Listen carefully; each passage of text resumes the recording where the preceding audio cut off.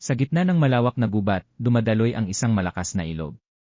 Doon, naghari ang malupit na haring buwaya, kinatatakutan ng lahat ng hayop. Tuwing umaga, hinihingi ni Haring Buwaya ang tributo ng pagkain mula sa maliliit na hayop.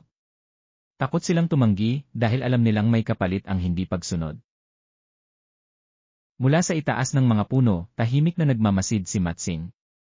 Alam niyang may paraan para matalo ang sakim na hari. Isang araw, naisip ni Matsing ang isang tusong paraan para linlangin si Haring Buwaya.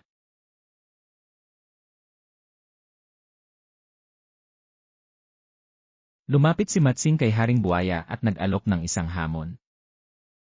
Haring Buwaya, kung gusto mong maghari sa buong gubat, kailangan mong talunin ako sa isang karera. Handa ka na ba, Haring Buwaya? Tanong ni Matsing. Sa isang iglap, lumangoy ang buwaya habang si Matsing ay patalon-talon sa mga bato at sanga.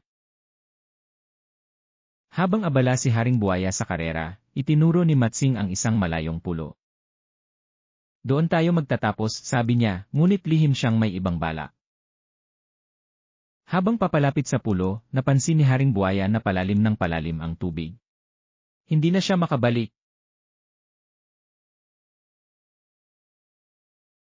Paalam, Haring Buwaya, tawa ni Matsing habang mabilis siyang tumalon pabalik sa pampang. Ang tuso niyang plano ay nagtagumpay. Mula noon, hindi na nang abuso si Haring Buwaya. Muling namuhay ng mapayapa ang mga hayop sa gubat.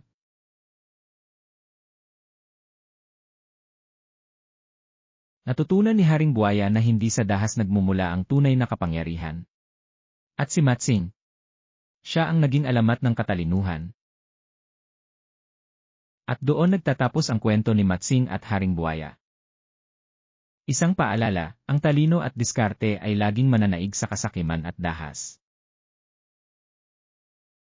Ang matatalino ay hindi natatalo ng malalakas. Ang pagmamalupit ay may hangganan, ngunit ang karunungan ay walang kapantay.